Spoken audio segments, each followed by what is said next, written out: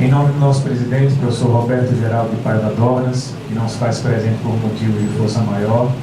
Em nome do nosso presidente em exercício, professor José Ferreira de Castro, saudamos e agradecemos a participação das senhoras e dos senhores neste evento, ora promovido pela Confederação Nacional dos Estabelecimentos de Ensino Confenem. Vamos à composição da mesa. Para tal, convidamos o coordenador dos trabalhos de hoje, o professor Paulino Delmar Rodrigues Pereira, diretor da Confenem e presidente do Sinep Maranhão.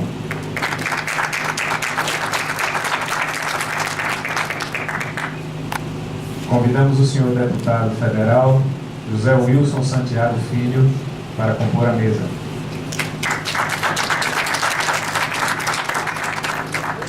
Convidamos o diretor da Confenem e meu presidente em especial da FENEM Sergipe, professor José Joaquim Macedo.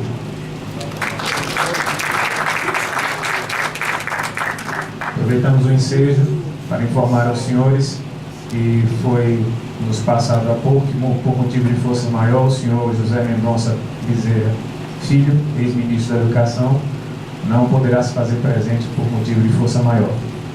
Passamos a palavra, solicitamos por gentileza que os senhores tomem assento e passamos a palavra ao coordenador da mesa para início dos trabalhos. Antes disso, só mais um aviso: todas as palestras, incluindo as de hoje, estarão disponíveis no site da Confenem a partir da próxima segunda-feira, ok? Então, agradecemos a todos e passamos a palavra ao senhor Paulino. Bom dia a todos. Agradecemos a presença de todos os senhores e senhoras que estão abrilhantando o nosso seminário da Confenem. Agradecer especialmente as delegações dos estados e os que estão aqui em maior número. Hoje nós vamos tratar do tema da reforma do ensino médio, que tem, de certa forma, preocupado a todos os gestores escolares, todos os diretores, coordenadores e principalmente os professores do ensino médio, porque terá um desafio muito forte para que possamos atravessar todo esse período de implantação da BNCC e da própria reforma do ensino médio, que é extremamente inovadora. Vamos contar aqui com a presença do deputado José Wilson Santiago Filho, aparentemente bem novinho, tem idade de ser talvez até meu neto, mas ele já está no segundo mandato de deputado na Câmara Federal. O deputado José Wilson é graduado em Direito pelo Centro Universitário de Brasília, o ICU de Brasília, tem mestrado profissional em Administração Pública pela Escola de Administração de Brasília, tem formação complementar em Inglês e cursos técnicos em transações imobiliárias. Está no seu segundo mandato de deputado federal e foi o relator da lei que criou o ensino médio. O Congresso Nacional aprovou e o presidente da República sancionou a Lei 13.415 de 2017, que trata da reforma do ensino médio. A lei está publicada no Diário Oficial no dia 17 de fevereiro de 2017. O texto da reforma do ensino médio estabelece disciplinas eletivas e obrigatórias. Permitirá que as escolas possam escolher como vão ocupar 40% da carga horária dos 3 anos de ensino médio, 60% será composta de conteúdo mínimo obrigatório, que será pela Base Nacional Comum, BNCC, ainda pendente de apreciação e aprovação pelo Conselho Nacional de Educação. A reforma estabelece também tempo integral. A norma incentiva o ensino integral e estabelece que a carga horária deve ser ampliada progressivamente até atingir 1.400 horas anuais. Atualmente o total é de 800 horas. O texto fixa o prazo de 5 anos para que as escolas passem a ter carga horária anual de pelo menos 1.000 horas. Apoio financeiro. A lei institui o programa de fomento à implementação de escolas em tempo integral, por meio do qual o Ministério da Educação apoiará a criação de 257.000 novas vagas de ensino médio integral. Notório saber. O texto aprovado manteve a autorização para que profissionais com notório saber, reconhecido pelo sistema de ensino, possam dar aulas exclusivamente para os cursos de formação técnica, desde que ligadas às áreas que atuam de atuação deles. Também ficou definido que profissionais graduados sem licenciatura poderão fazer uma complementação pedagógica para que estejam qualificados a ministrar as aulas. E para melhor falar sobre a reforma do ensino médio, nós vamos passar a palavra ao ilustre deputado José Wilson, que vai nos dar a honra de poder debater conosco e também responder a alguns questionamentos, e vamos aproveitar ao máximo o tempo que ele estará disponível aqui conosco. De permissão, doutor Paulinho, para ficar em pé. Desejar um bom dia a todos e a todas, claro. Dizer que é um prazer estar aqui muito grande. Meu nome é José Wilson, conhecido, nome parlamentar Wilson Filho. Como o professor doutor Paulinho já falou, sou advogado e tenho tentado fazer valer essa nova geração da política, tentando me qualificar, fazendo cursos, mestrado e tudo mais, para tentar melhor representar uma geração que precisa ser bem representada e corresponde à juventude do Brasil. São mais de 30% da população que a cada eleição tem tentado ter a sua bancada aumentada. Professor Ferreira, em nome do professor Dornas, desejo boas-vindas a todos. João Luiz, obrigado pelo convite. Primeiro, dizer que eu estou no meu segundo mandato e tenho 28 anos hoje. Fui eleito aos 20 anos, tomei posse aos 21 anos. Em 2012, me tornei relator do novo ensino médio. E eu brincava na época que eu me tornei relator exatamente por ser, no Congresso, o deputado há menos tempo ter saído do ensino médio.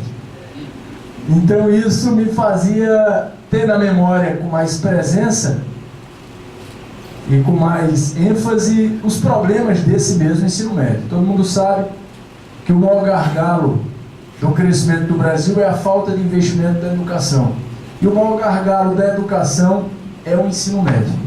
O IDEB mostra isso, os índices todos mostram isso, as pesquisas todas mostram isso. E é por isso que em 2012 começou esse debate. Eu tinha uma apresentação muito melhor a nível de vocês, mas infelizmente vocês não são do meio político. No último final de semana finalizou o prazo de filiações. Eu sou paraibano, levei meu computador para Paraíba e acabei perdendo lá a apresentação. Segunda-feira agora, eu acabei por desistir de ter esperança em achar a apresentação antiga e de ontem para hoje fiz essa, mas espero que chegue a ideia que vocês precisam. Na verdade, nós passamos por um histórico de debate muito forte. Em 2012, dia 15 de março de 2012, nós criamos a primeira comissão temática na Câmara para falar especificamente do ensino médio. Naquela época era uma comissão para estudar o ensino médio. Eu era o relator e pessoas conhecidas de educação estavam na comissão. Por exemplo, o presidente era o deputado Reginaldo Lopes, o primeiro vice-presidente, a ex-deputada Fátima Bezerra, hoje senadora, o segundo vice-presidente, o deputado Alex Canziani, que foi inclusive o relator do novo FIES, o terceiro vice-presidente é a professora Dorinha, que é conhecida de quem já foi secretário de Educação estadual. Eu fui o relator.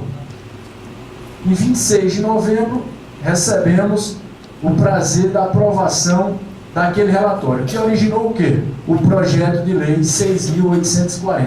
Então essa comissão foi apenas para que ao final nós tivéssemos objetivamente algo para debater.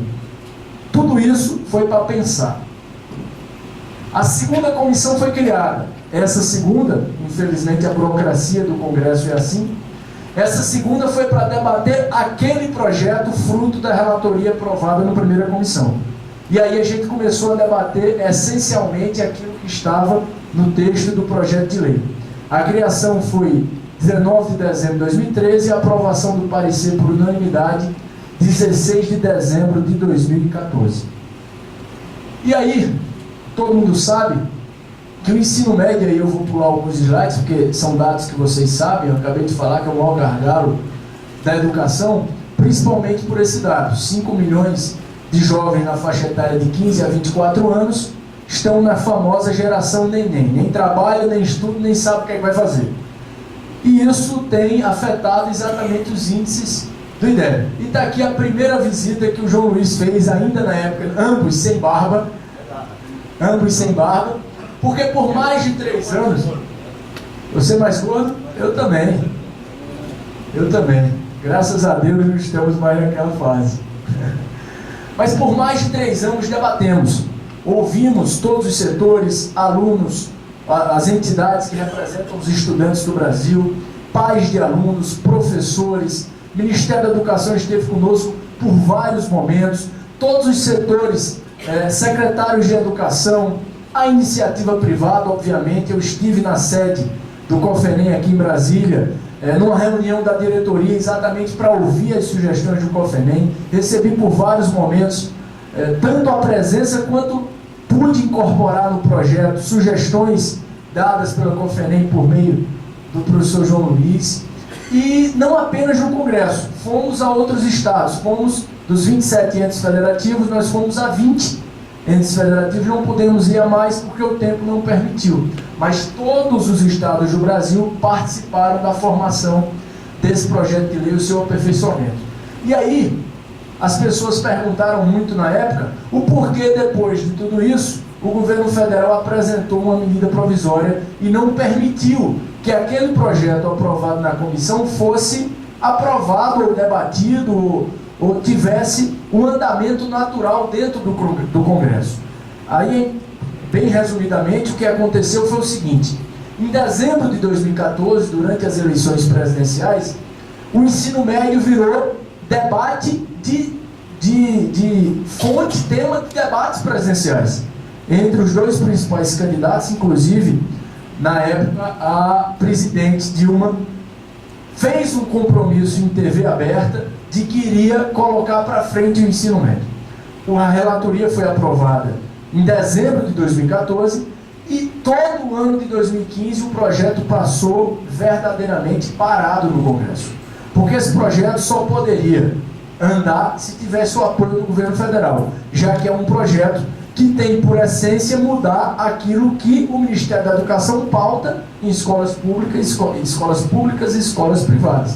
Então não poderia de nenhuma forma se conseguir dar andamento a esse projeto sem o apoio do governo federal. E nós não obtivemos esse apoio em 2015. É tanto que a medida provisória foi apresentada no dia 1º de setembro de 2016. E isso fez com que, na verdade, dia 22 de setembro de 2016, o ministro Mendonça, que era um dos convidados, assumiu no dia 1º de setembro.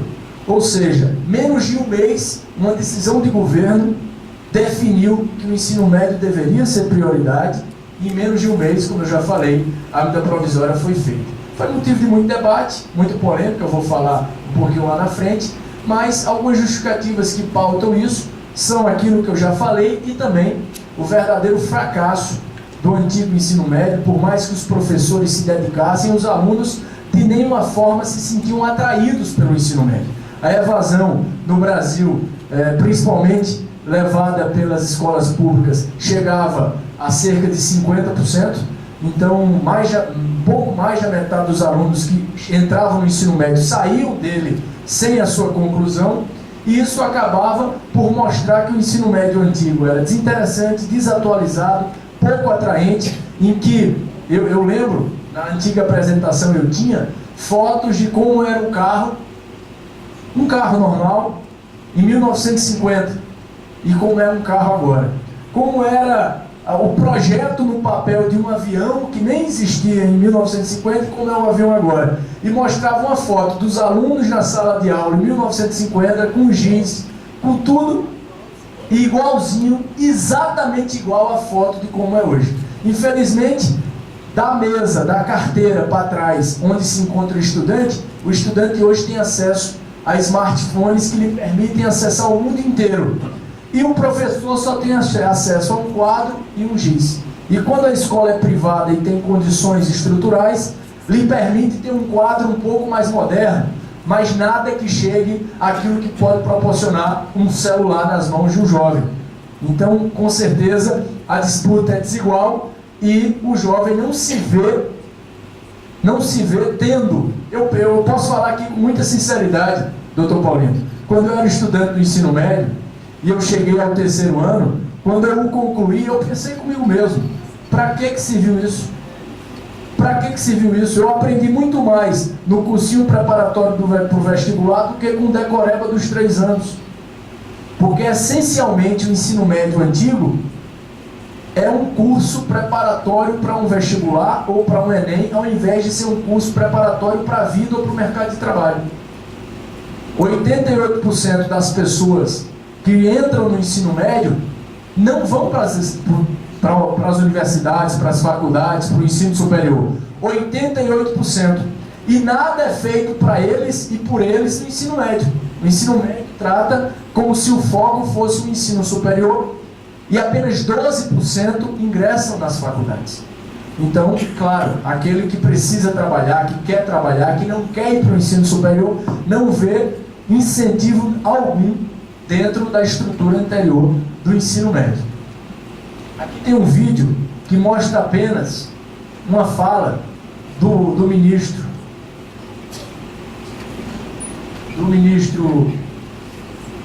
Mendonça Filho, já que ele não veio. Esse aqui foi o ato de anúncio do novo ensino médio, mas eu gostaria apenas de passar direto para a fala do ministro, em que ele trata todos os motivos que o levaram a trabalhar para apresentar a medida provisória. Mas eu queria apenas passar para frente. Não precisa passar tudo ele, não tem. Vou passar isso, que o vídeo é longo, vocês não precisam assistir, não. As dúvidas do ensino médio. O que é o ensino médio? Porque reformar, eu já falei, os índices do IDEB mostram que o maior gargalo da educação seria o ensino médio. Como será o currículo, vocês já também receberam um breve resumo, e a aplicação de como será o ensino médio, já foi informado que a aplicação nas escolas será um novo motivo, fonte de uma nova palestra posterior à minha. Então, vou passar um pouco disso. Mas o currículo, basicamente, vai ser no sentido de tentar atingir o ensino integral, como foi o Plano Nacional da Educação, focado, uma das metas, 25% das matrículas, e o novo ensino médio tenta trazer isso.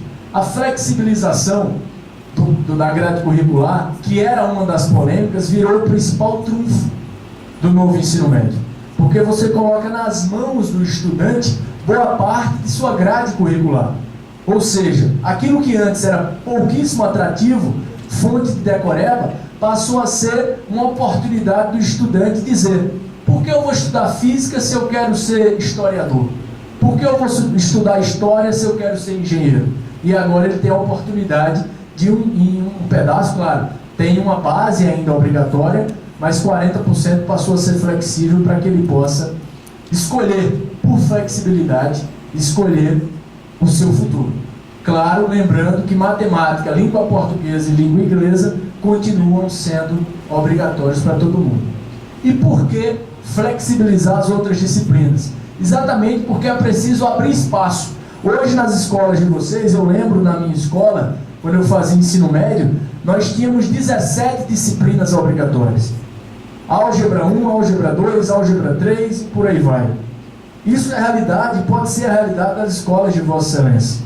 Então, isso atrapalha muito o desenvolvimento do estudante, porque o obriga a ter que decorar. Não tem outra forma de adquirir tanto conhecimento, senão por meio de decoreba. E a fonte e o motivo de uma escola bem estruturada é transferir conhecimento e não fazer os estudantes decorarem. Aqui tem outro vídeo, muito mais curto, mas que resume um pouco isso. O ensino médio, o que vai mudar? Vou continuar estudando geografia e história. Claro, a Base Nacional Comum Curricular contemplará tudo isso. Eu vou poder escolher uma área de conhecimento? Vai sim, uma parte do currículo será obrigatória e a outra parte você escolhe. As mudanças também valem para as escolas particulares? Sim, elas valem para todas as escolas do país. Novo ensino médio, aprovado por 72% dos brasileiros. Ministério da Educação, Governo Federal, Ordem e Progresso. Isso aqui é uma tabela muito extensa, mas resumidamente aquele vídeo traz. Ao invés de disciplinas obrigatórias, nós teremos áreas de conhecimento, as 4 áreas de conhecimento, que já era a formação, a base da formação das provas do Enem, mas que no dia a dia os estudantes não encontravam. Então, linguagem, ciências da natureza, ciências humanas e matemática. A união de professores de várias matérias, tratando de uma área de conhecimento única, vai proporcionar que coisas como na sociologia, na minha época, eu não sei como é que é agora, não está tão distante, eu tinha uma aula de sociologia exatamente igual, uma semana depois o professor de artes dava a mesma aula. Por quê? Porque era obrigado a dar aula, estava no calendário, no cronograma dele. Infelizmente isso acontecia exatamente porque a matéria se complementava e acabava por colocar o aluno para ter 2 aulas do mesmo assunto. Aqui tem um segundo vídeo, um outro vídeo. Sabe o que estamos fazendo aqui? Conversando sobre o nosso futuro. Com o novo ensino médio, o ensino das escolas tem tudo para ficar mais estimulante, mas de acordo com o que a gente quer mesmo. É isso aí. A proposta é baseada na experiência de vários países, que tratam a educação como deve ser, né? Uma prioridade. Como assim? No novo ensino médio, o conteúdo obrigatório, que é essencial para a formação de todos, vai continuar existindo. Ele vai ser definido pela Base Nacional Comum Curricular, e esse debate já começou.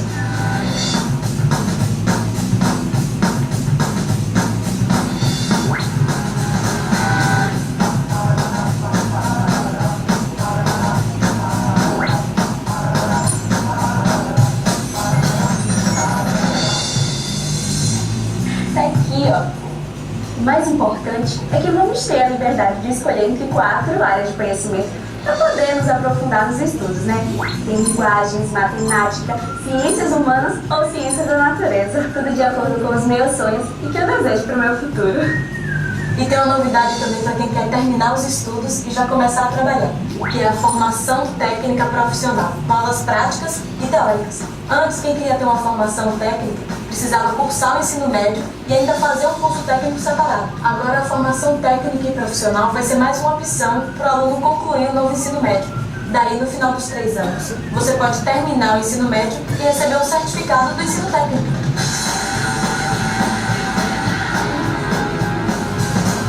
Novo ensino médio. Acesse o site, participe das discussões. Agora é você quem decide o seu futuro. É importante lembrar, isso aí era na época em que ainda estávamos em debate. Ou seja, nós tivemos um grande apoio do governo federal em utilizar-se da mídia institucional para pedir sugestões.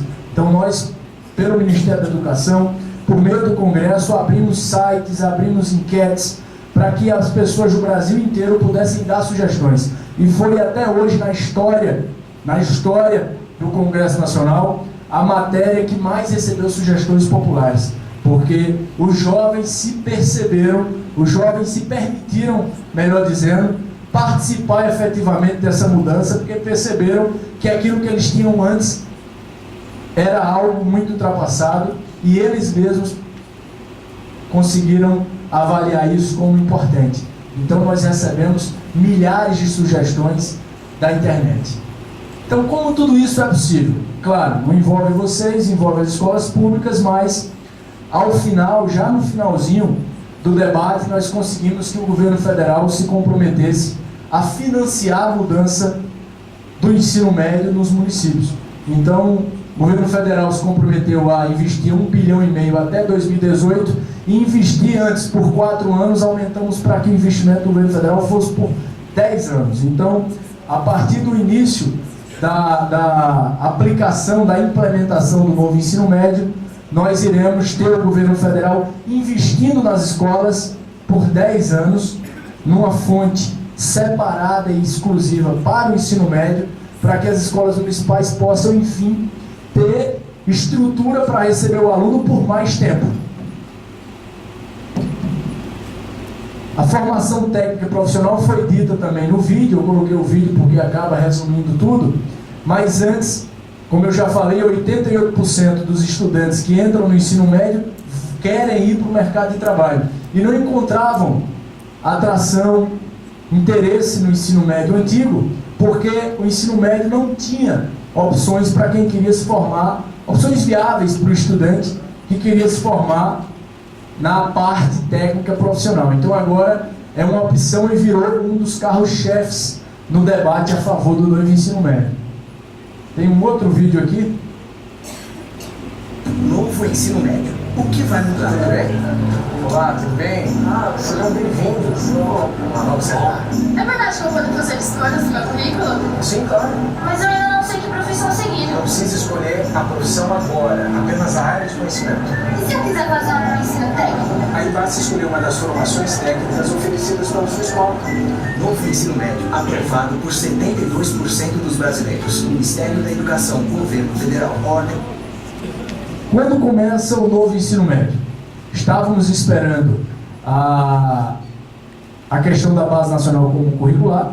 Foi uma forma de nós escaparmos de toda a maioria das polêmicas na época do debate do novo ensino médio.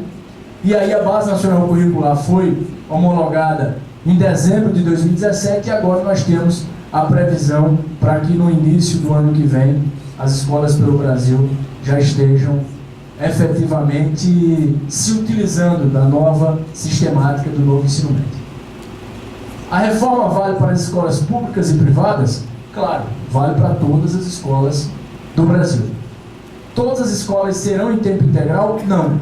Nós temos aqui uma tentativa de buscar a meta do PNE, do Plano Nacional de Educação, que diz que 25% das matrículas no Brasil, no ensino médio, terão que ser em escolas de ensino integral.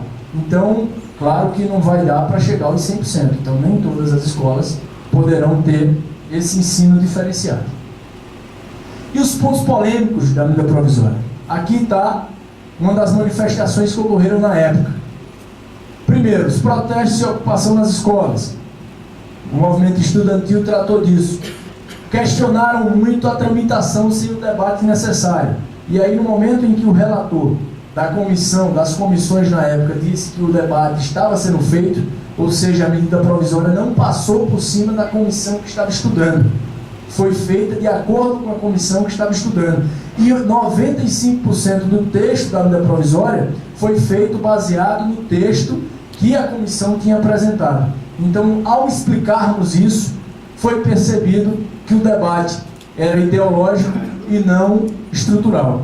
E no momento em que as pessoas estavam com dúvidas sobre se o texto seria positivo, acabamos por perceber que o texto se tornou muito positivo. Tivemos uma polêmica muito forte em relação à exclusão de disciplinas. E a área, como artes, educação física, filosofia, sociologia, se o novo ensino médio não tratava mais de disciplinas, mas tratava de áreas de conhecimento, todas as disciplinas oficialmente foram não mais nomeadas como disciplinas. Todos os temas foram colocados como temas obrigatórios nas áreas de conhecimento. Mas infelizmente recebemos uma resistência muito forte e esse aqui foi o ponto último a ser resolvido por nós na Comissão Especial da Medida Provisória. Acabamos por dar um passo para trás e permanecermos como esses assuntos obrigatórios. Não necessariamente estarão contemplados como disciplinas na grade, mas escrevemos expressamente que eles continuarão sendo obrigatórios como estavam no texto anterior.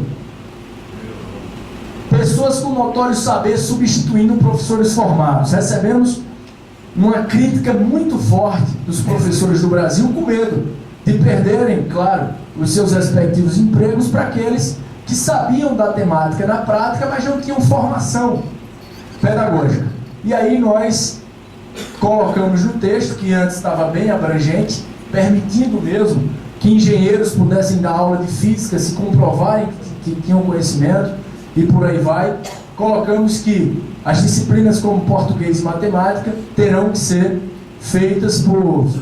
lecionadas por pessoas com formação específica na área. E as demais terão que passar por um curso de qualificação antes de entrar na sala de aula. Mas nós temos pelo Brasil afora problemas muito fortes na estrutura da disponibilidade de professores em algumas áreas. E percebemos que era melhor comprar pelo menos um pedaço da briga do que deixar tudo como estava, já que muitos municípios pelo Brasil estavam com dificuldades, muitas escolas estavam com dificuldades por falta de professores formados oficialmente nas áreas. Muita gente não acreditava na potencialidade, no potencial que o estudante tinha para escolher o seu futuro. Então, uma das polêmicas foi o fato do currículo passar a ser flexível. Mas aí, no momento que nós colocamos os jovens dentro do debate, nós trouxemos os jovens para o debate, essa polêmica virou um dos carros-chefe do nosso novo ensino médio. E a questão do ensino integral, que aí nós conseguimos convencer o governo federal a financiar por 10 anos, e esse problema foi resolvido. E aí vem o último vídeo para mostrar essencialmente aquilo que passou a ser o símbolo do novo ensino médio. Novo ensino médio, quem conhece, aprova. Eu quero fazer jornalismo. Eu quero ser professora. É o que eu amo. E eu, design de games. Eu quero curso técnico para já poder trabalhar. Com o novo ensino médio, você tem mais liberdade para escolher o que estudar, de acordo com a sua vocação. É a liberdade que você queria para decidir o seu futuro. Quem conhece o novo ensino médio? Aprova. Acesse o site e saiba mais. Ministério da Educação, Governo Federal, Ordem e Progresso. E por fim, a pesquisa de satisfação, que não tem nada que possa ser mais representativo do que isso. Na época, eu coloquei pequenininho aqui, mas em novembro de 2016, quando nós estávamos finalizando o texto do ensino médio, nós já tínhamos 72% de aprovação nessa mudança. Isso é importante, porque no momento em que estudantes acabaram por ocupar escolas do Brasil inteiro, nós tivemos que parar para refletir se aquela mudança era efetivamente algo positivo para o Brasil. E nós enfrentamos algo que não foi fácil, porque os estudantes eram o maior objetivo da mudança. E se eles, porventura, estivessem contra, não tinha por que mudar. E nós conseguimos, explicando, debatendo, conseguindo trazê-los para o Congresso Nacional, visitando alguns estados, nós conseguimos, enfim, convencê-los. E aí, já em novembro de 2016, 72% de aprovação, se tornando uma das mudanças mais bem avaliadas pela população, dentre todas as ações, programas e atividades que o Ministério da Educação fez em toda a sua história. O novo ensino médio é hoje a mudança mais conceituada e mais incorporada como positiva pela população brasileira. E graças a Deus, com certeza, esse número só vai aumentar a partir da implementação do novo ensino médio. Então eu agradeço a vocês, me desculpe a antiga apresentação, estava muito mais interativa, estava muito mais dinâmica, como a apresentação de um jovem tem que ser, mas eu fiz isso de ontem para hoje, João. Então me perdoe, eu não poderia deixar essa apresentação, como tem muitos dados, muitos índices, muitos detalhes, eu não poderia vir aqui sem uma apresentação. Então eu corri para casa e tentei fazer, coloquei muitos vídeos, porque os vídeos acabam ajudando todo mundo a se incluir dentro da temática. Muito obrigado, esse aqui é o meu e-mail pessoal, existe o da Câmara, mas é esse que eu abro todos os dias e leio. Se tiverem algumas sugestões, estarão sendo bem-vindos. Com certeza várias cabeças e mentes pensam melhor do que uma. Esse aqui é o meu telefone pessoal e esse aqui é o telefone do meu gabinete. Então, muito obrigado, espero ter contribuído. Tinha um pedaço da apresentação que eu faria sobre a implementação nas escolas de Vossas Excelências, mas me foi passado que esse é o debate, a fonte de debate de um outro palestrante, então, em respeito a ele, eu preferi não entrar nessa área. Então, muito obrigado.